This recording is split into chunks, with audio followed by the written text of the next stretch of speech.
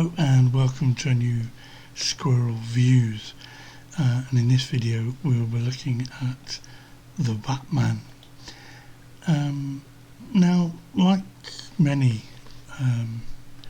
who grew up in the 1980s, or at least the late 70s and early 80s, when I was a kid, yep, that's me, my first introduction to the character of Batman was the 60s Adam West TV series, and I loved the character. That drew me in.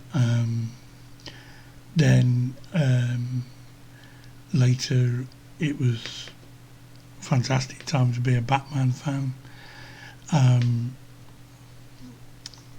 I discovered that it wasn't only a TV series but was a comic book which had been around for a very long time, and it was a good time to be a Batman fan because you not only had the long-running Batman comic, but you also had a Legends of the Dark Knight series of comics, Shadow of the Bat series, spin-off series.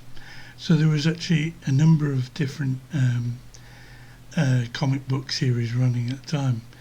It wasn't long later that there was other spin-offs with other characters, such as the first Robin, Dick Grayson becoming Nightwing and getting his own series. There was a Robin series, Catwoman series, another character, Azrael, got his own series, and you had fantastic stories. The Death in the Family, Killing Joke. You got the Nightfall, where you got Bane breaking Batman's back. It's a really good time to be a Batman fan. And then we get Batman 89, and to me it was fantastic. It was one of the best things I'd ever seen. It wasn't till much later that I discovered that not even the actual 60s TV series and the TV movie from the 60s was far from the actual first time that Batman appeared on the screen. The first film, you have to go way back to 1943, and then there was which was more of a, just after the war. It was, or near the end of the actual Second World War. It was more of a propaganda piece. Batman and Robin working for the American government as special agents against this Japanese mad scientist. So it was very much used as a propaganda piece. Then there was a New Adventures of Batman and Robin in 1949.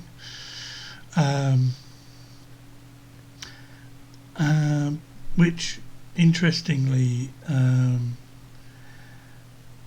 got sort of shown again, re-showed in 1965, and it was apparently on seeing that the makers of the TV series were encouraged to actually make the series. In that 49 film is the first appearance of a Batmobile. In fact, it was a 1949 Mercury. So there was a few different things. I mean, there was early versions of Alfred in those films. He was like a rather portly gentleman, not the actual, slender figure we actually know of from the 60s series. But it was an odd thing where people who actually grew up with for a lot of people, the '89 Batman, they loved the darkness of it. It was very much the Dark Knight kind of style, and many people who saw that first and then went back to the '60s TV series hated it and said it was too campy and this, that, and the other. The strange thing is that the TV series, the '60s TV series, was reflective of how the comic books were at that time.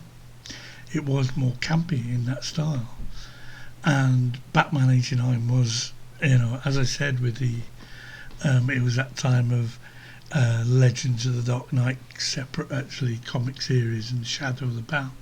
So it was a much darker tone to the actual comic book series at that time.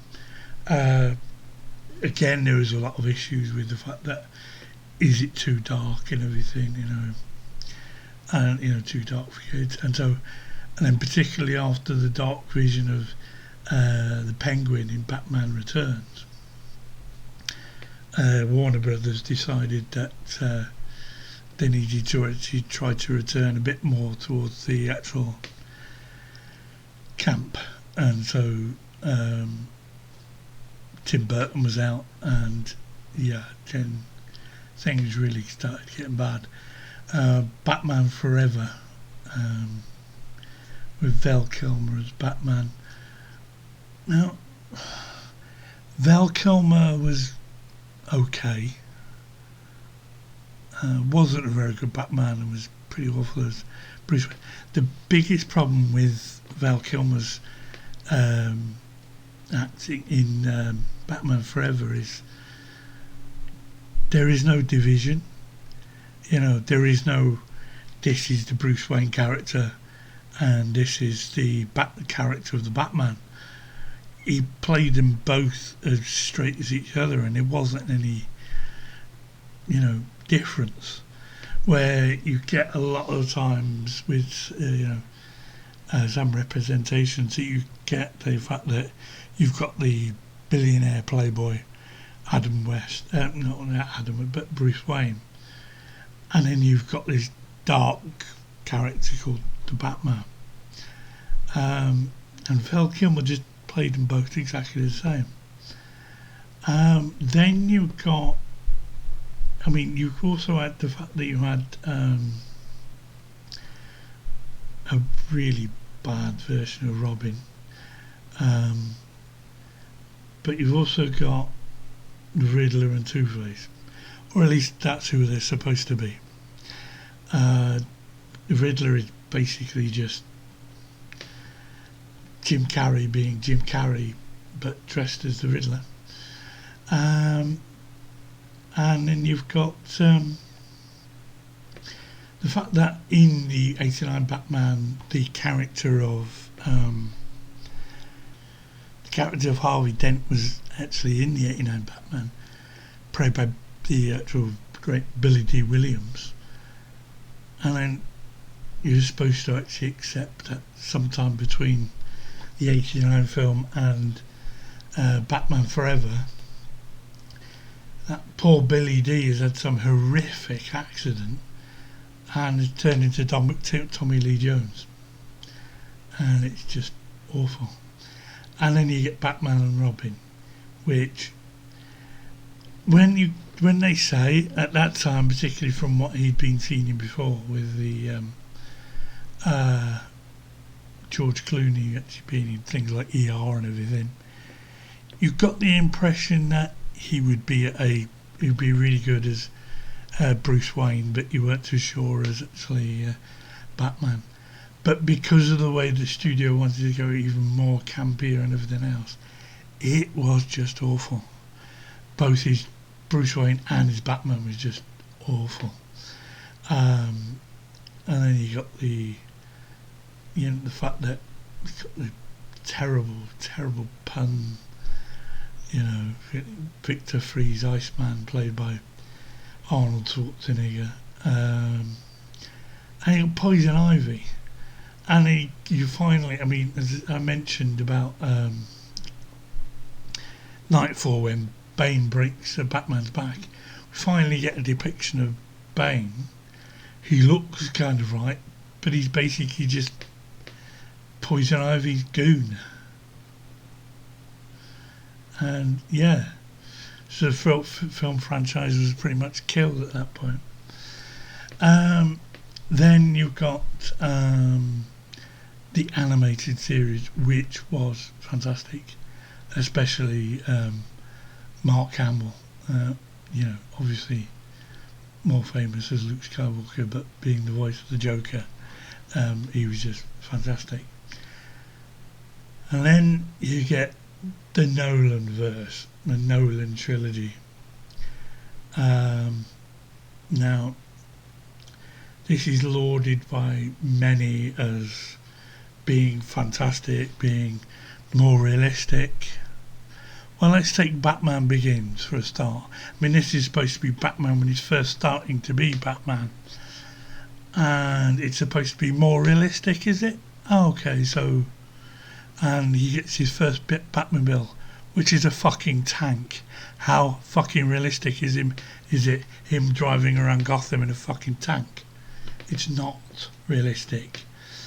And Christian Bale's stupid, croaky voice as Batman is really, really annoying and really, really terrible. As a Batman fan, I hated the Nolan trilogy. I hated Batman Begins. I hated The Tumbler. Then you got The Dark Knight, which admittedly Heath Ledger's Joker was fantastic and basically the only decent thing in the entire trilogy. Then you get the ridiculous Dark Knight Rises to finish it. We finally get Bane as the main villain, but he just doesn't look right, doesn't sound right, you know. No offence to the actor, but Tom Holland, it's not Tom Holland, is it? Whatever.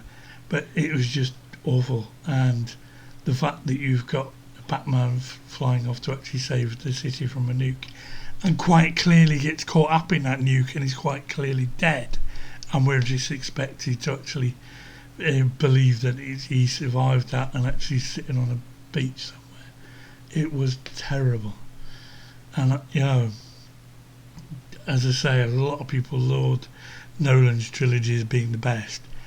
In my opinion, it is awful, and I hated it as a Batman fan.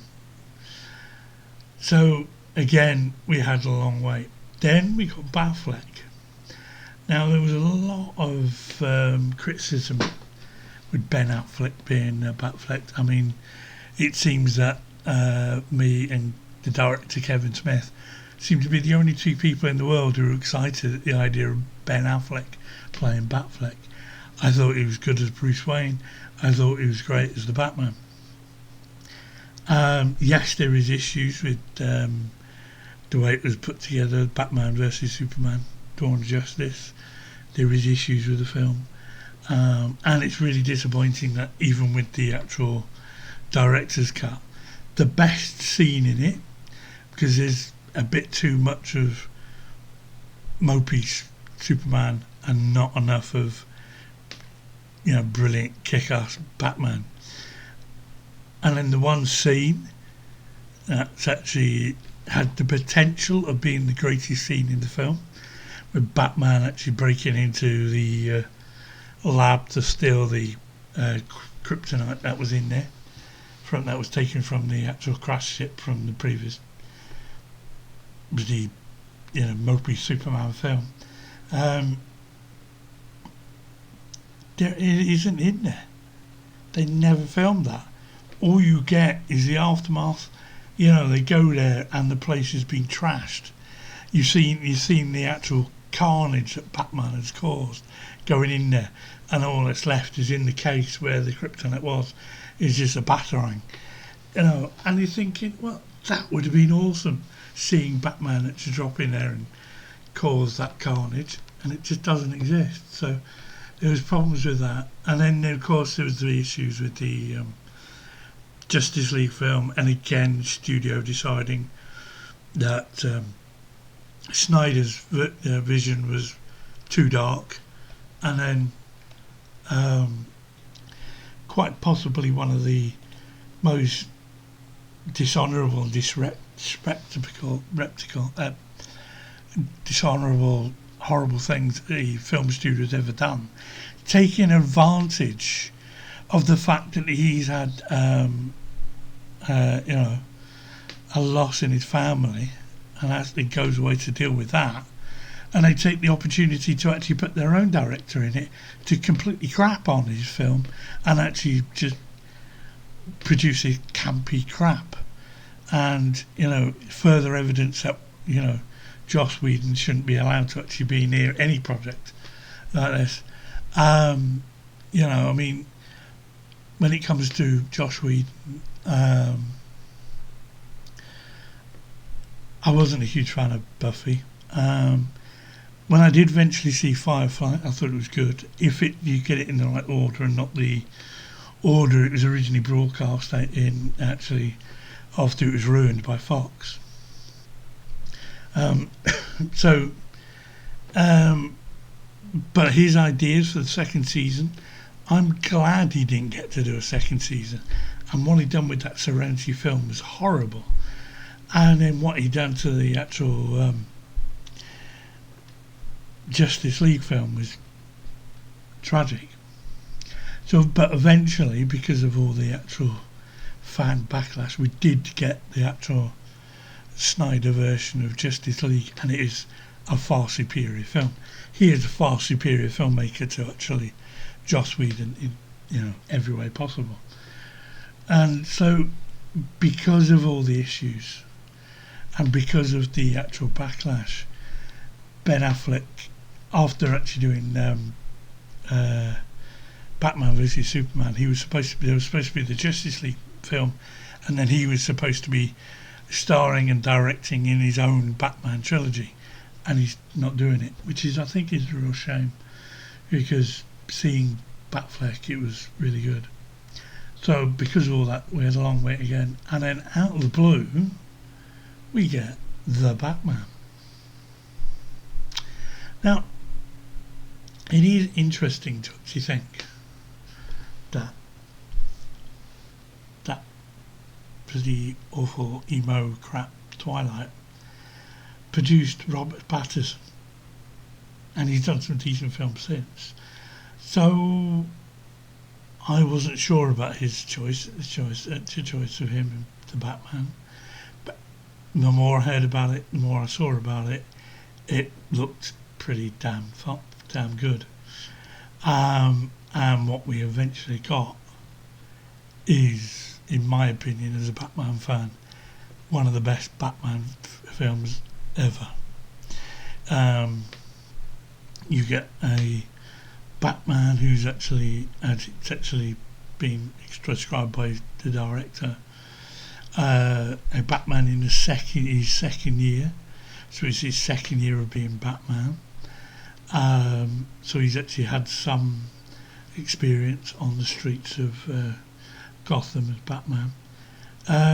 You don't really get a character of Bruce Wayne really at this point. I mean, there's been a lot of criticisms of his Pattinson's Bruce Wayne, but you don't really get Bruce Wayne yet, because the character is so focused on being the Batman and nothing else. He isn't really the Bruce Wayne yet. He hasn't really found himself again yet.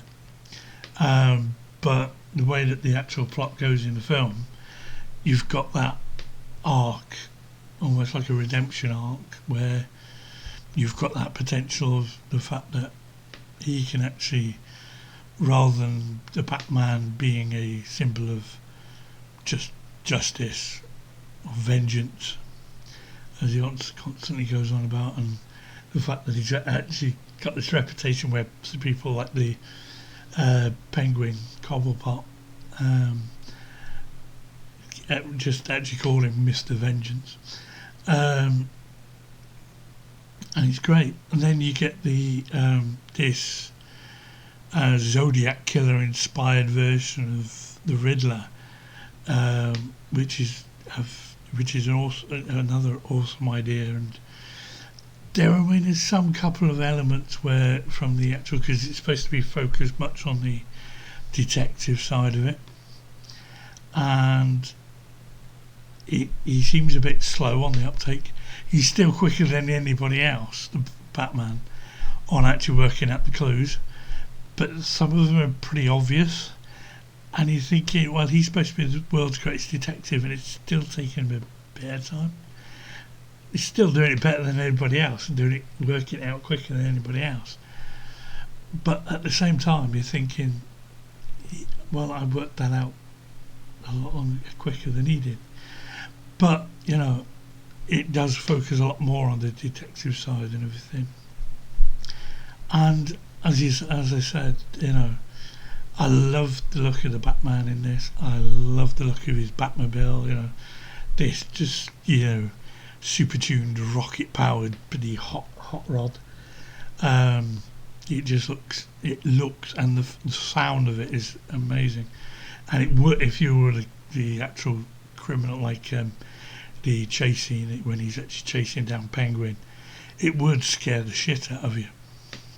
It would scare that roar and that whine of the engine builder. So yeah, I think the sound is fantastic in it. The plot in it is great, and I love it. It's there is on it's available on YouTube. There is a clip that was cut out of it because they decided to cut it out, which everybody goes on about the fact that it's similar to Silence of the Lambs and Clarice Starling going to actually visit Hannibal Lecter to actually talk to him about actually getting to the mind frame to actually help catch the killer. But even that, both the scene that was cut out from the Batman film and that scene in Silence of the Lambs is based on true events where a detective actually or an FBI agent was visiting the serial killer Ted Bundy in prison on death row, and Ted Bundy actually helped the FBI agent put together the profile and helped him catch the Green River Killer. And so to have that scene in the Batman, the fact that it's actually that about a year before the time the film's at, he'd captured the Joker. The character is not actually referenced as the Joker, but it is very often, and it's the new image of the Joker again, where it's to do with his skin disease he's got and everything. So it tries to be, again, it is more realistic than crappy Nolan stuff. So yeah, I mean, it's a really fantastic scene, and I mean, it's a shame it's not in the film, but I can understand why it isn't, because the Joker is such an iconic character and his main arch nemesis and so on and so forth. When the Riddler is the actual should be main focus in the film, it would be, if that scene was still in the film, it would detract from the actual focus on the Riddler. To get a little cameo from him at the end. But yeah, I mean, if as a Batman fan, I love it, and yeah, I mean, everything about it I thought was great. So yeah, if you haven't seen it yet, it's supposed to be available and streaming in America at the moment, but on some streaming service in America, and should be available on DVD soon, probably Blu-ray. So yeah, if you like Batman, get out there and see it. And if you like dark detective movies, go and see it. In the meantime, Detective Squirrel out.